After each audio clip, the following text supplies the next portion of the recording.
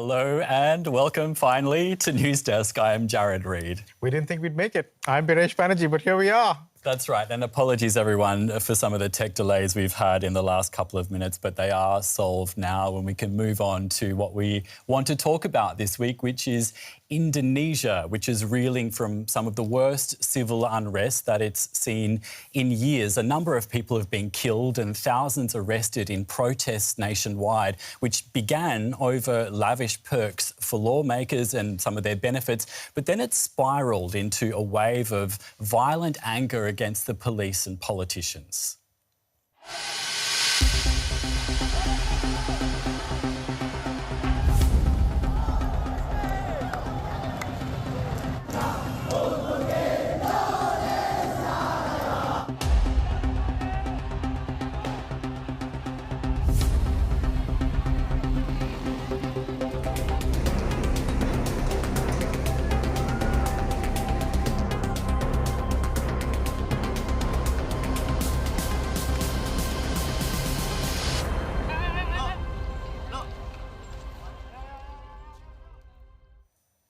Well, this week we're looking at where this intense anger and public dissatisfaction against the government is coming from. And as Indonesians face a cost of living crisis, we're going to look at some of the tough realities for Southeast Asia's largest economy, led by its relatively new president, Prabowo Subianto. And we will have a number of guests with us through this discussion to try and bring us more context and to try and help us understand what's going on. First among them is going to be Georg Martis, whom you're going to see. He is DW Asia Pacific Bureau Chief. And as somebody noted, he was also a long-term correspondent in Brussels. But Georg is now based in Jakarta. He'll be giving us a snapshot of what it's been like in Indonesia in the last few days because he's been reporting from the ground. Waiting patiently in the wings is also Abigail Lemuria, whom we'll be talking to. She is co-founder of the independent media platform What Is Up Indonesia, that explains Indonesia's society and politics in English so it can reach a wider audience.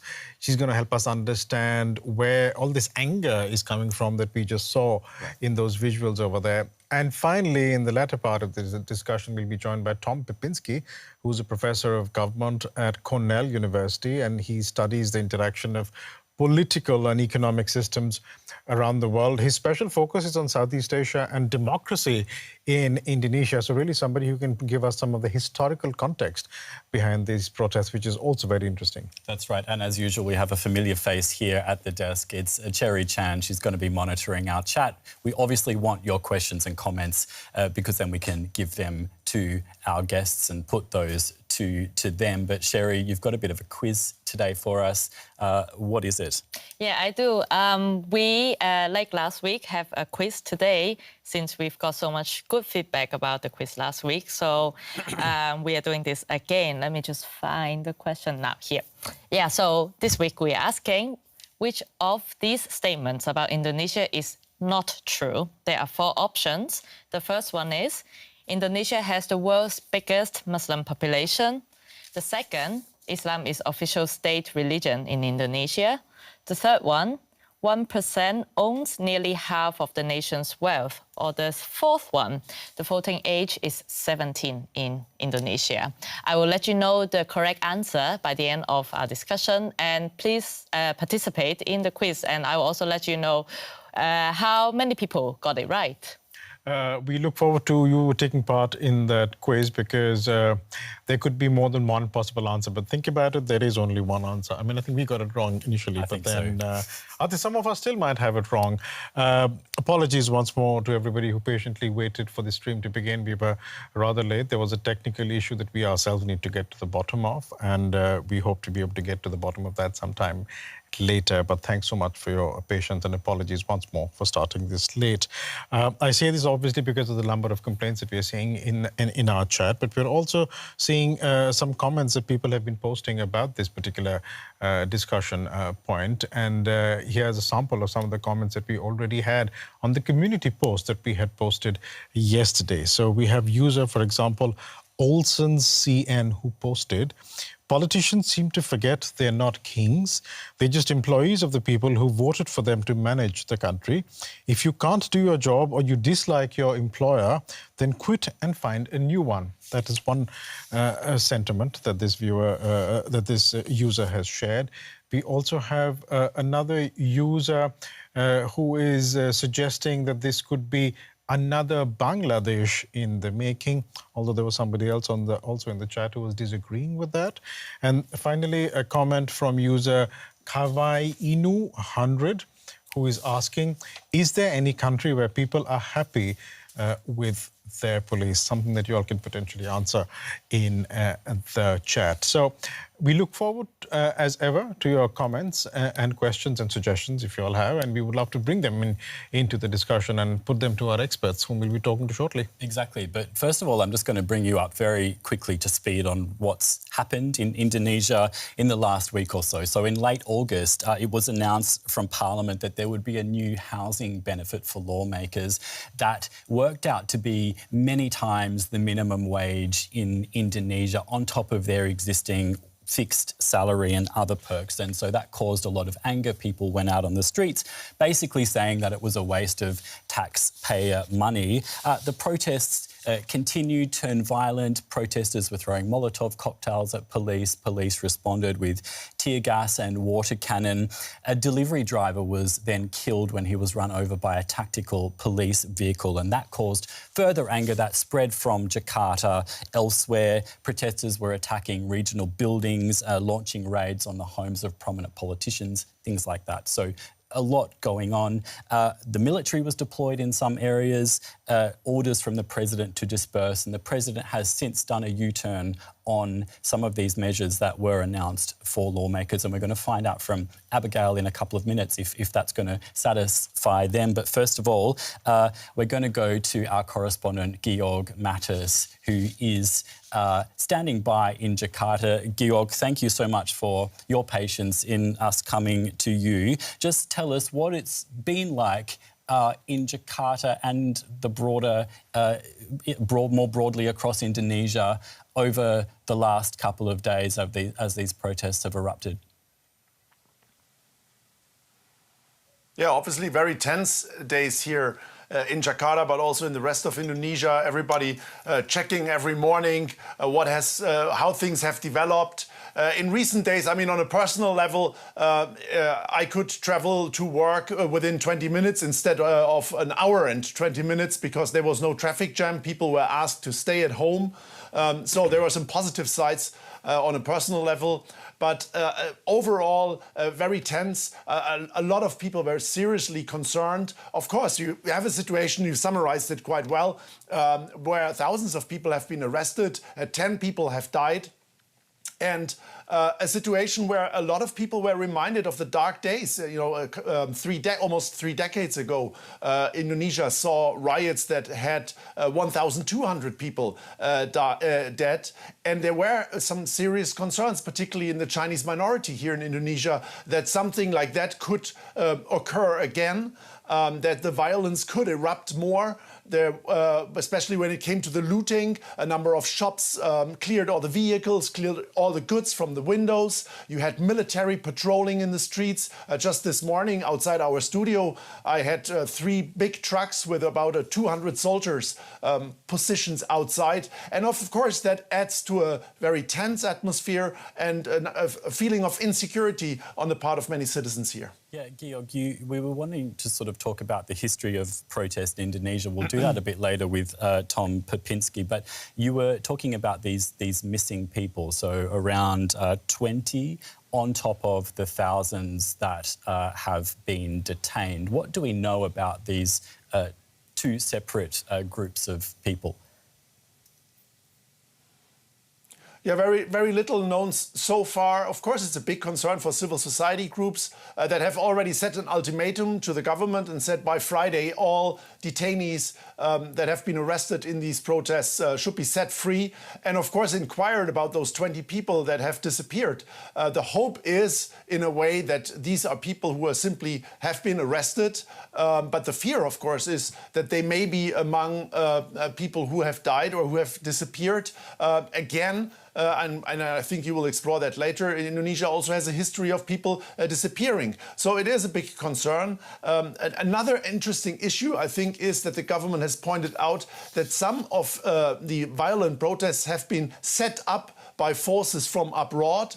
And while a number of people have doubted that and said this is a purely internal issue, I think what everybody agrees on is that there is a great dissatisfaction with how things are being run in Indonesia. So it's a genuine feeling of unhappiness that is expressed in these protests. But when it comes to the violent part of the protests, a lot of people have come forward, and some local TV stations have even delivered evidence to say that these things were orchestrated. And I think that's an interesting aspect we need to keep in mind. Who is behind these orchestrated events where buildings were burned down? That's, of course, a different question. I mean, this is something that is being reflected in the community chat as well. Georg, hi, Biresha, by the way.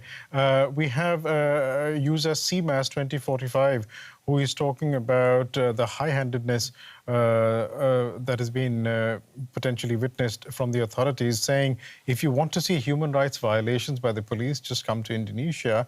And we also have a user NKB_POE, P-O-E, who is responding to the title of our discussion as to are Indonesia's politicians too out of touch, saying yes, they are out of touch. That's the sentiment that one can see in the chat as well. Yeah.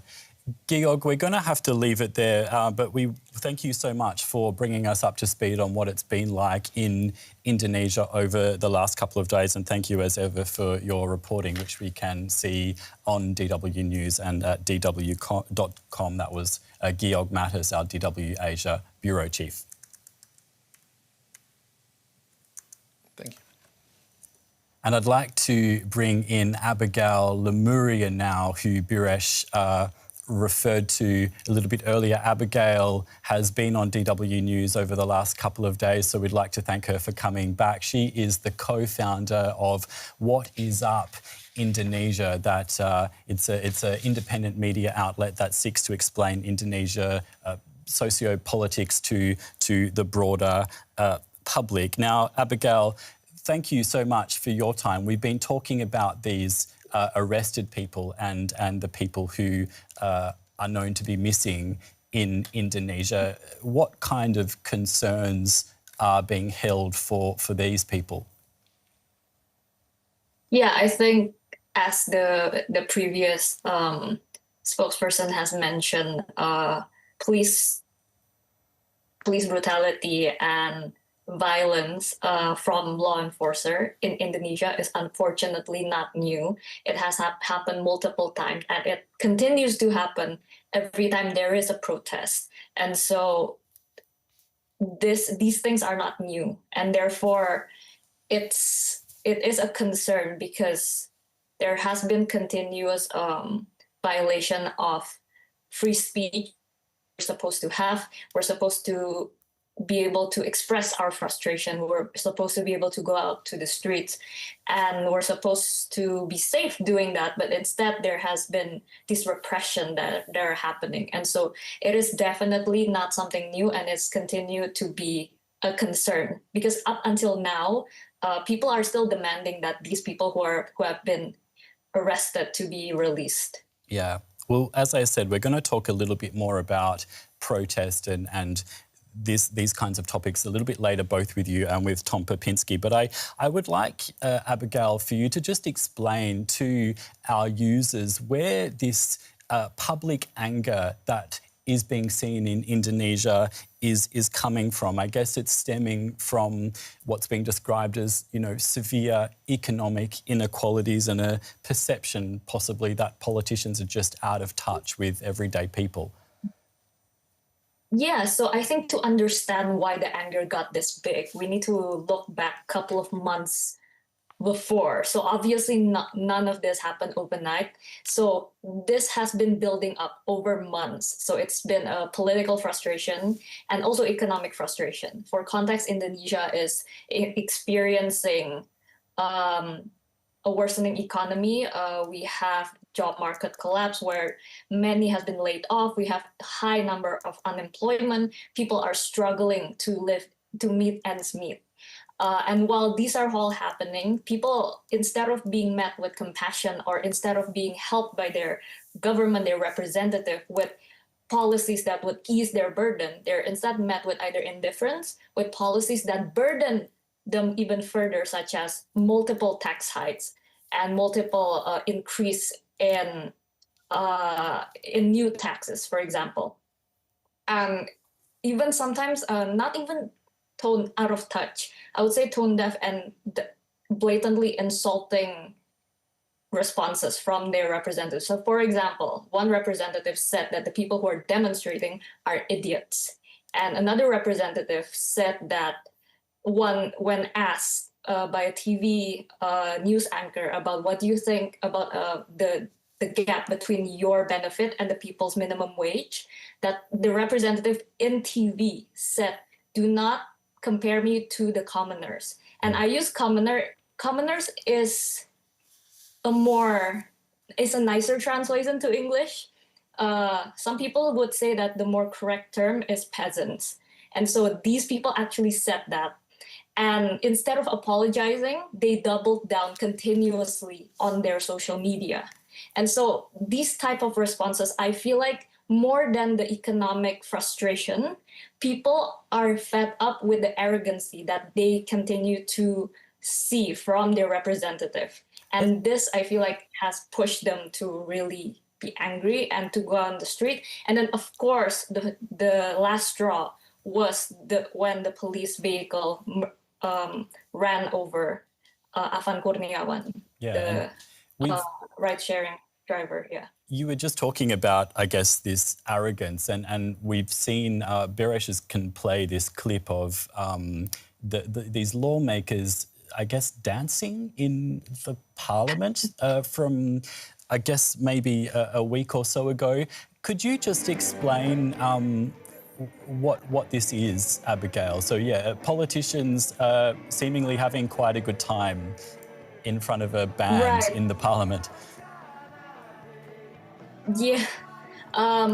So I'm not too sure about the real context on why they're dancing. So I understand some people say that, oh, this is when they just give themselves a raise for their benefit. But I think I would doubt that. So this is probably like a clip, and it is released during this time where people just recently heard about their increased benefit. However, there is one other representative who, in their social media, posted a video again of them dancing, and that is specifically in response and after the people are protesting and is angry at the increased benefit of their take-home pay. Yeah. Abigail, we've got a soundbite from the Indonesian president who came out and spoke to the public after the protests blew up. Let's listen to what he had to say and then we'll come back to you. Terhadap petugas yang kemarin melakukan kesalahan. The leaders of the People's Representative Council have informed me that they will revoke some of their privileges. These include the amount of allowances for members of parliament and a moratorium on official visits abroad. Okay, so that was the Indonesian President Prabowo Subianto basically announcing that some of these privileges for lawmakers that were part of the public anger that we've been seeing in Indonesia were going to be, I guess, reversed or revoked. Abigail, from What Is Up Indonesia, is that going to satisfy people? I don't think it's going to satisfy people until it's actually been done and after it actually has been written in a formal documents. Because so far, what we've seen is only, an ask or an instruction from the president, right? It hasn't actually been translated into a policy document or to a decision that is official. And so I think the people are waiting whether this is just the president asking or whether they were actually executed.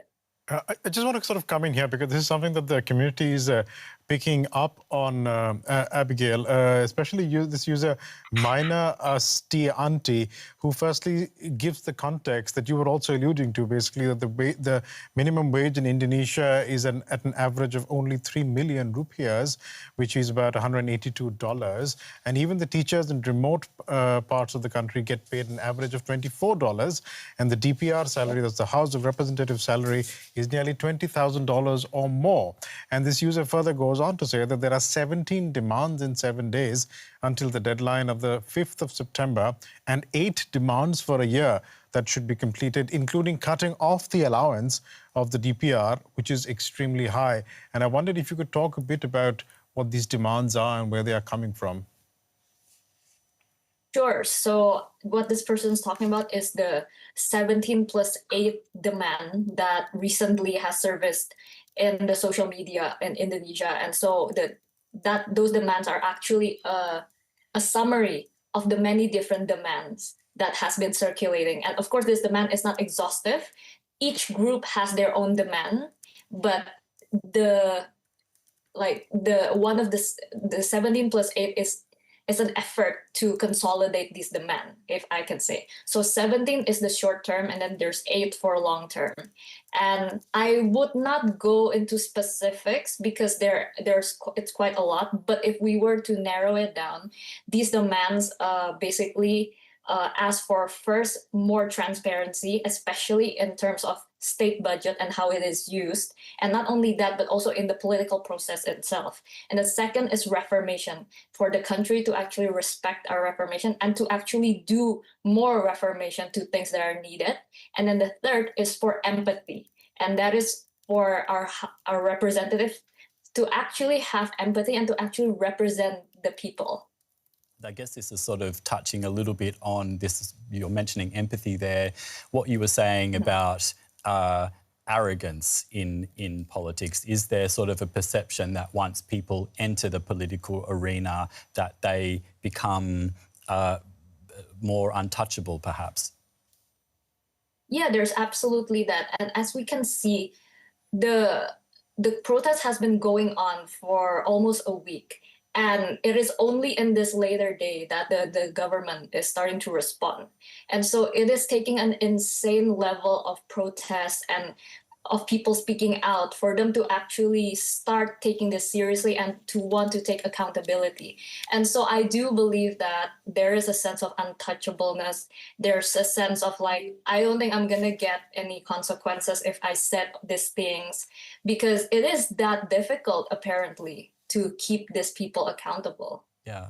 I want to bring in Tom Popinski now, and we'll have him chat as well with you, Abigail. Tom Popinski is a professor of government and public policy at Cornell University and has a special focus on Southeast Asia and democracy in Indonesia. Tom, as well as Abigail, thank you both of you for your patience today as we overcame our tech problems to come and speak with you. Tom, Abigail mentioned a little bit earlier, I guess, some of the economic realities that Indonesia is facing at the moment, because this sort of underpins a lot of the public unrest that we're seeing. Could you just talk to us a little bit about the slowing economic conditions that Indonesia is facing and why the government wants to sort of pursue austerity right now? Sure. And thanks for having me. And it was great to learn from Abigail. I think Abigail did a wonderful job of explaining how these things affect ordinary people, like the things that people see in their pocketbooks and their taxes and things like this. But I think it's also important, as you suggest, to get the macro picture. And the macro picture here is that Prabowo's administration ran on a couple of populist policies that were broadly popular among Indonesian voters. Among them, most notably, most famously, was this free school lunches for all school children policy. And since having been elected, he's moved forward with this, and he's also moved forward with a plan to create a sovereign wealth fund. What the consequences of these actually implementing these policies are is it forces a reallocation of spending away from other parts of the government budget. And those other parts of the government budget had been used under the previous administration, which was enormously popular for its developmentalist and infrastructure-focused governance policy. It took all of the sort of engines of economic growth that come from priming the pump with government spending and moved them to other things that, regardless of your opinion on free lunches for school children, which I generally support as an abstract matter, it's going to have an effect on economic growth that is slower and long-term, right? Whereas switching spending away from government investment projects, that is going to affect the growth rate immediately. And some of these efforts have also switched, so that the kind of efficiency measures that have been implemented as part of this remove money from local government spending, because much of their resources come from transfers from the central government, which means that local governments are now looking for more resources. And so they're doing things like finding new fees to implement and new taxes and things like this. Some of these are not actually legal, but it's hard to stop them when governments are short of cash. All of this has the effect of making the economic growth numbers lower than they would otherwise be, even though these are policies that were very popular when they were proposed during the campaign a couple of years ago. I'll also note that Prabowo Subianto has a tendency, like many politicians in Indonesia, to promise extraordinary economic growth numbers. So like he promised 8% economic growth year on year. That's not possible. That's not a realistic target for Indonesia. And you go out and say what your growth target is, and then you fail to meet it immediately. And you can see how people can very quickly, I believe, and Abigail, I'd like to hear your views on this, see if my intuitions are right. People very quickly have put together that the policies that Prabowo campaigned on have, in their implementation, are affecting their pocketbooks negatively. Tom, can I just ask you a question there? Hi, Biresh here. You're talking about the government essentially being short of funds, and therefore this reallocation of funds away from regional governments into federal coffers for avowedly what seems like pro-people policies, and even that appears to be a bridge too far. Then why allocate money for these allowances for parliamentarians when already meeting pro-people policy goals is proving difficult? Isn't that an own goal that Prabowo has scored here? I was just about to say the word own goal. This is exactly my reaction as well. When you saw this announcement, immediately it seemed incredibly tone deaf. It seemed unresponsive to the needs of the Indonesian people, and then the media environment does a great job of making it seem ridiculous by showing those TikTok videos of politicians dancing. Whether or not, I don't know if they were dancing because of that, but they were dancing. It's very easy to frame this as unresponsive and sort of elites scratching each other's backs. The other thing I should just note is that many of the perks that Indonesia's parliamentarians receive, like these trips abroad, these are obviously sources of corruption. This is the opportunities for families to go on vacation together. And everybody knows this, and everybody detests it. And, announcing that you're going to do more of this is just very, very obviously unpopular. This is the sort of thing that you can do if your media environment is closed, or if people can't talk about what's happening. But in the Indonesian social media and traditional media environment is still very, very open and very critical. And Indonesian voters and Indonesian students in particular noticed these things. And as they started talking about them in public, you saw a very, very quick response. First we have these unaccountable elites. Second we have these pocketbook issues. Third, we have the decline in sort of the macro conditions, and so lower investment and things like this. And now we're getting our politicians celebrating the gifts that they've given themselves. The optics are terrible, just terrible. Abigail, Tom said earlier he'd be interested in your response to some of what he said, and I would too, just given the sort of broader macro picture that Tom has painted for us. What are your thoughts? I think Tom really described accurately what a lot of people in Indonesia are angry about as well. And so I think noting on the efficiency, I think that question really nails the issue here. So a lot of people have been, for example, said that the government needs to do efficiency. And what this efficiency entails is that they are cutting budgets from programs, cutting implementation budget that are needed to actually implement really, really important programs.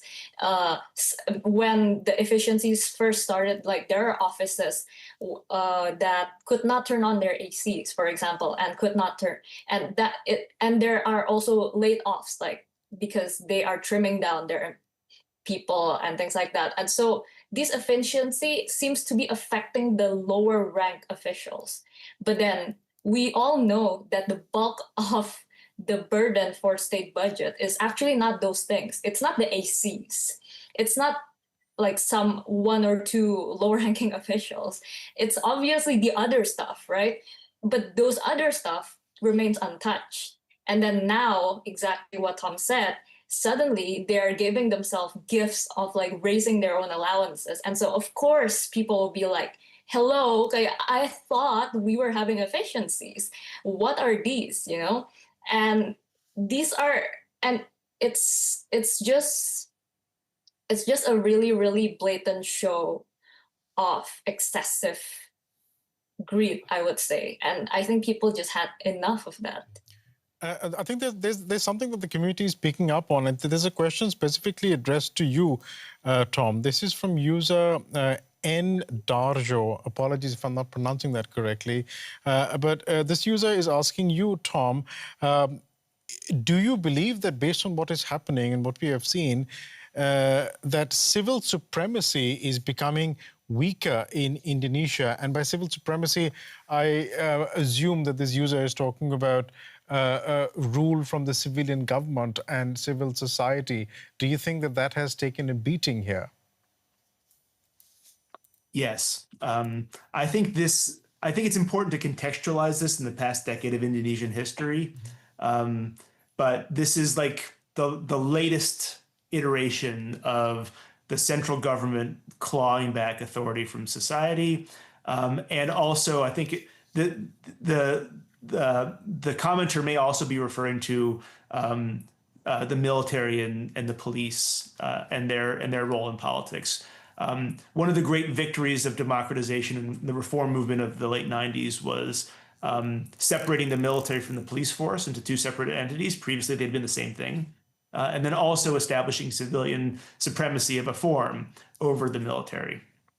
These are major victories, and that's a major signal of the success of Indonesian democratization. Starting about a decade ago, analysts in Indonesia and also people like me abroad started to notice the return of the military, very slowly, very quietly. The return of the military in sort of civilian positions, which were not really appropriate. There was this problem that there were too many military officers that were due to be promoted. There wasn't enough spaces at the high level of the military for them, and so they got seconded to civilian ministries in Indonesia. And this has like this very creepy feel of a return to the military dominance of the previous authoritarian regime. Which sorry is known to interrupt, Tom, but then Prabowo Subianto is a former Special Forces soldier, isn't he? And he was defense minister before this. Sure is. Oh, yes. I hadn't even gotten to the part where I blame Prabowo for this. This was all Prabowo's predecessor who oversaw this. This is the very popular populist president, Joko Widodo. He was not a military man. I believe he was concerned about his ability his ability to withstand military pressure. And so he did what a political scientist would call a kind of soft coup proofing. So he brought the military into the coalition in order to work with it. And that's what's led to the eventual rehabilitation of Prabowo Subianto. Not only was he a former special forces soldier, he was also previously the son-in-law of the former dictator, Suharto. He was one of the few Indonesians who can boast of having been dishonorably discharged from the Indonesian military for his actions during the period of 1998, the conflict and violence surrounding democratization. And so his rehabilitation is like the cherry on top of the return of the military to Indonesian politics. And I think one of the things to watch right now is the separate, the military and the police are separate in Indonesia now. The head of the police was appointed by the previous president. The head of the military, obviously, appointed by the current president. And this leads to a kind of interesting tension among the two competing security forces. Ideally, domestic issues ought to be handled by the police. International defense ought to be handled by the military. But the history of Indonesia has always been one in which the military takes an active role in domestic security matters. And so what I'd say is there's a lot to watch here, and these are the things I'm going to be looking for as I look for the next couple of days.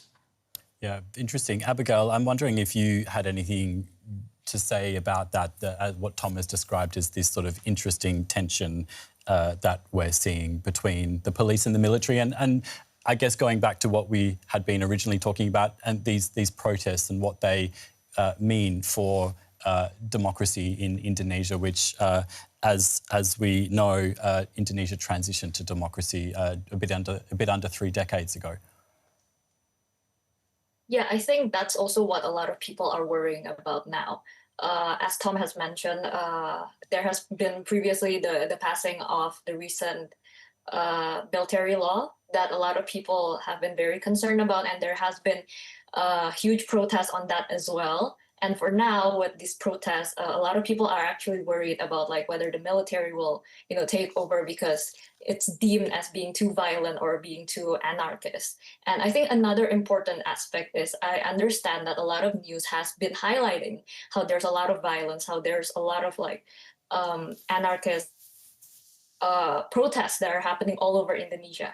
But I need to point out that there are actually more peaceful protests that are happening.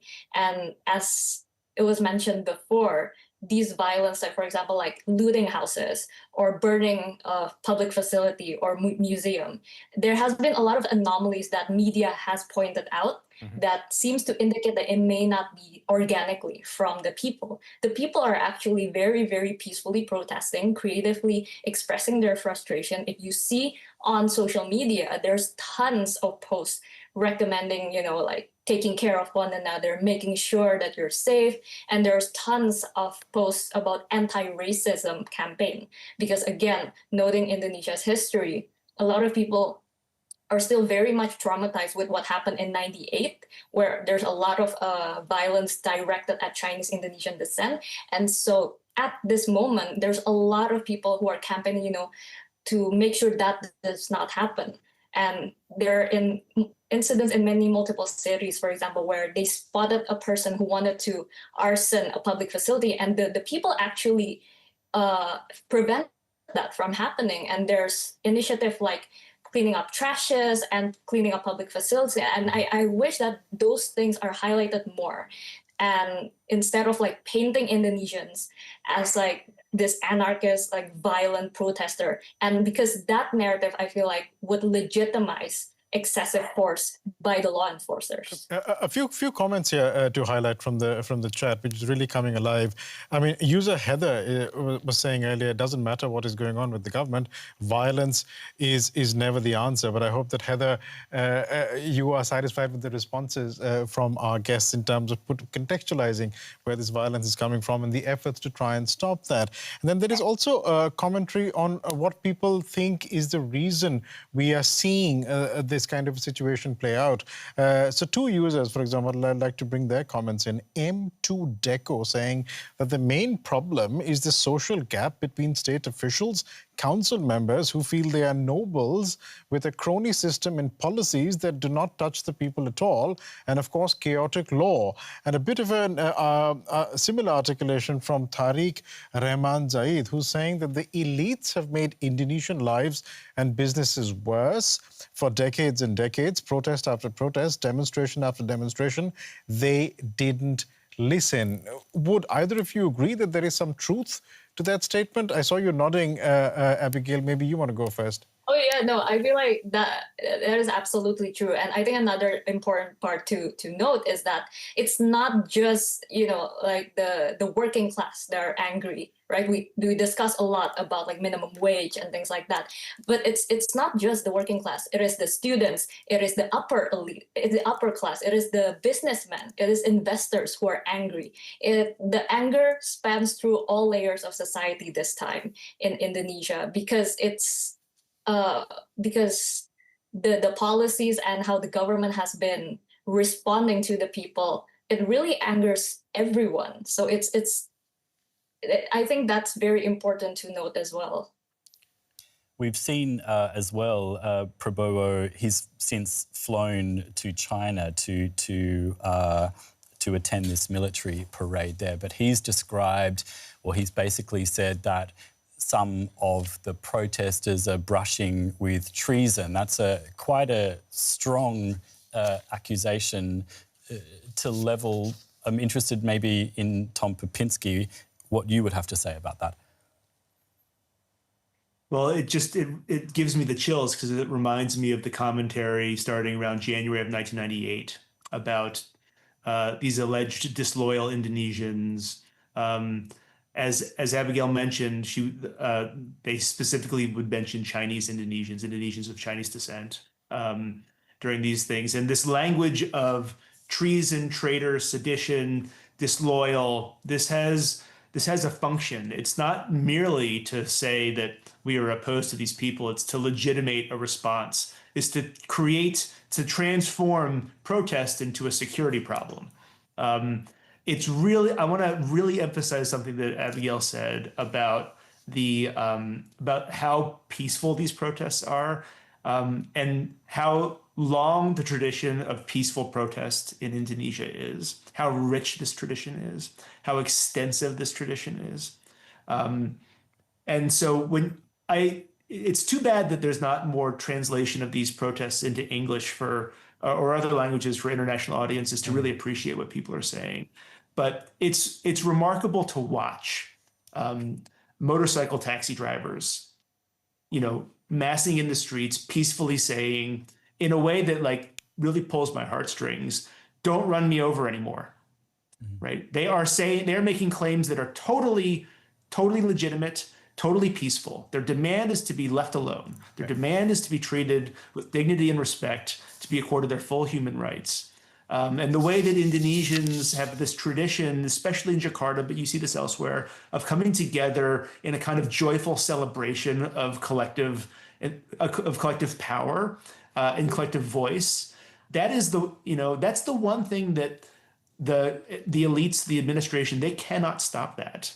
The only way that they can do that is to turn that is to describe that as a security threat, as if Indonesians voicing their rights, supporting one another, and demanding recognition and respect is itself inconsistent with order and stability. And the word to watch, I would say, in the coming weeks is you want to see the Prabowo and others talking about order. And then what they'll oppose the word order with the word amok, which is one of the few Indonesian words which has come into English. Amok, it means in Indonesian the same thing it means in English. It means like anarchic, uncontrolled, like to run amok is to go wild, right? And that's an Indonesian word that has come through Malay into English and is used in Indonesia to describe a condition of disorder that can only be repressed via force.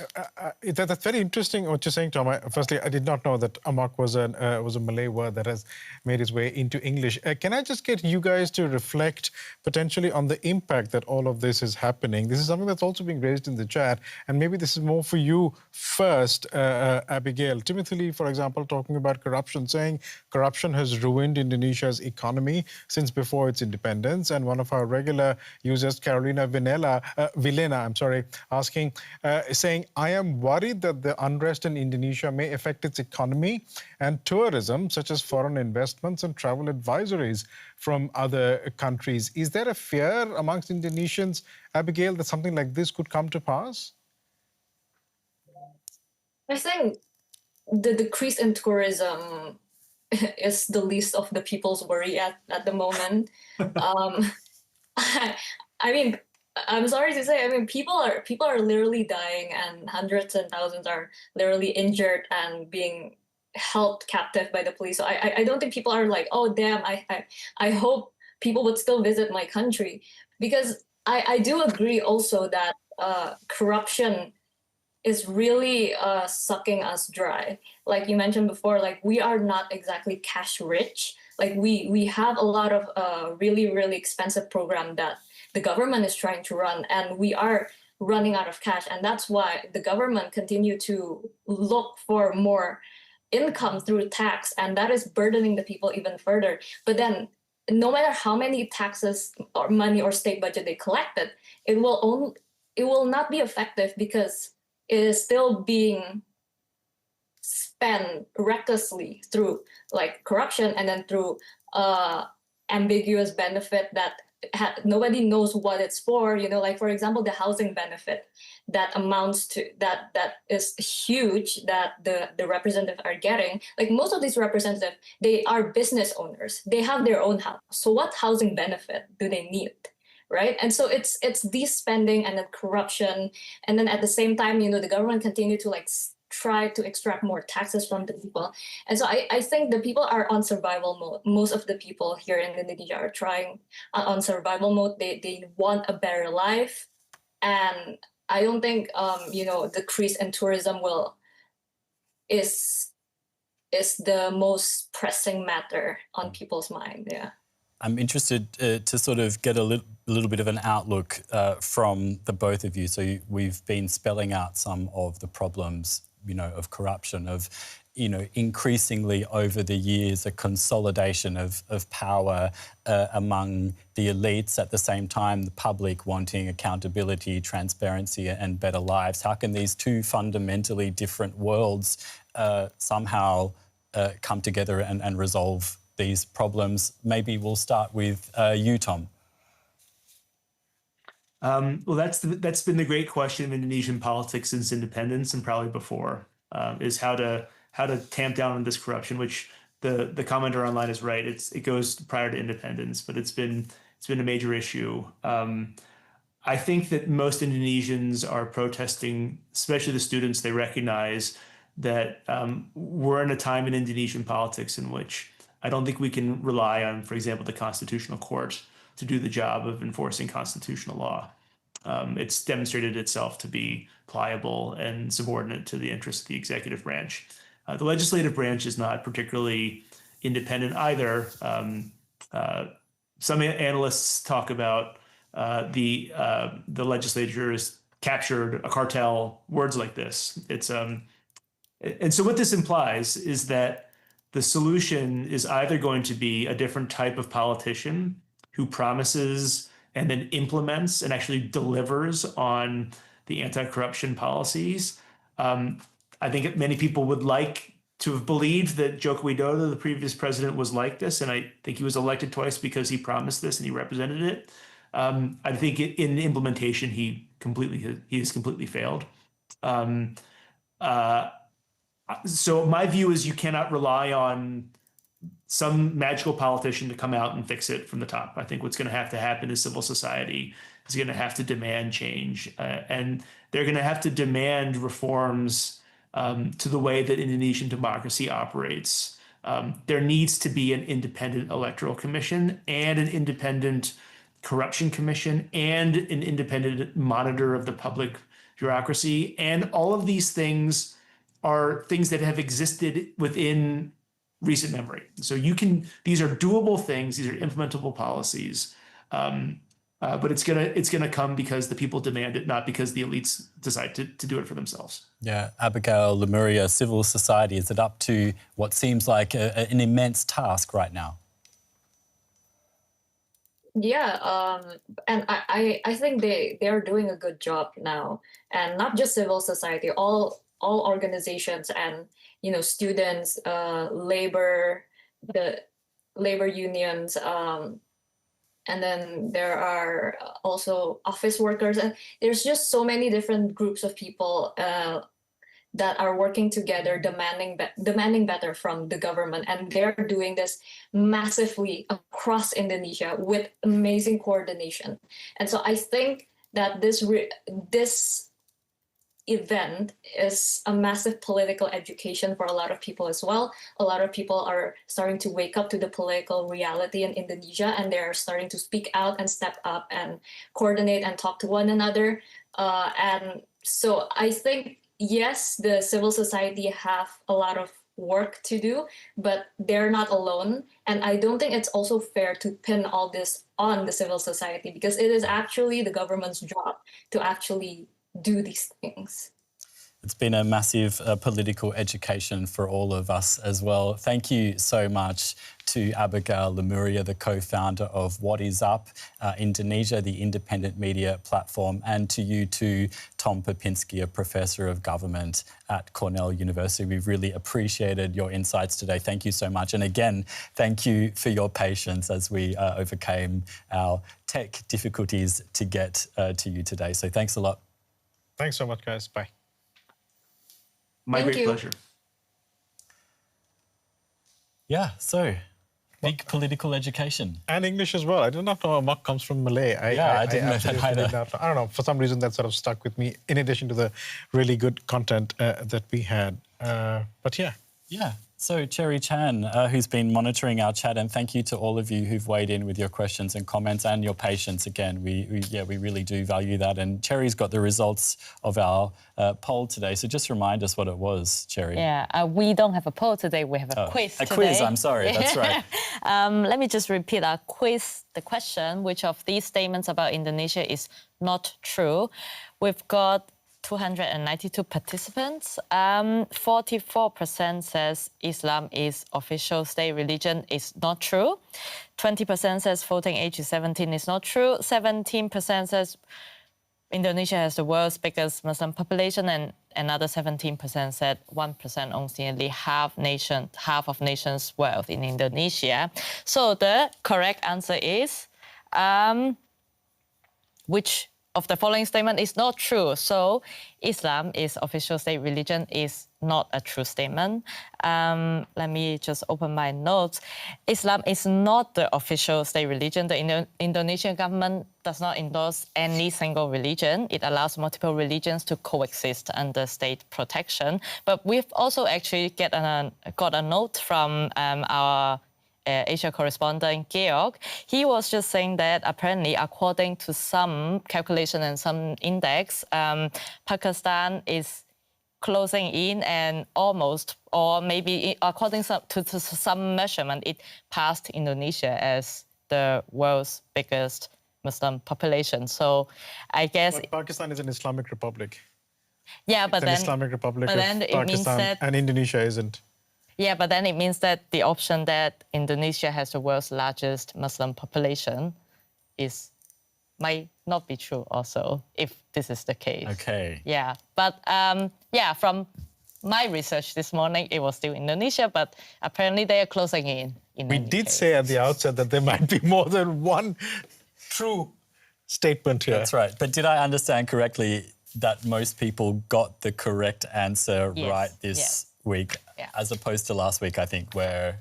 Yeah, most people actually got... No, the least people got the correct answer. Okay. Yeah. Okay. If you're confused, that's okay. It's going to be fine. I guess you watch this on playback, it'll make more sense. It'll make more sense. But thank you. Yeah, thank you so much to all of you who've weighed in today on this really, really interesting topic. We've really, as ever, enjoyed your contributions and your insights. And we'll be back again next week on Wednesday. But then you can see the theme that we'll be discussing on Wednesday, 24 hours in advance. On Tuesday, we don't know what that's going to be. So we'll see you next week. With another exciting quiz, maybe. Maybe, yeah. Thanks a lot. Not true. Bye. Bye.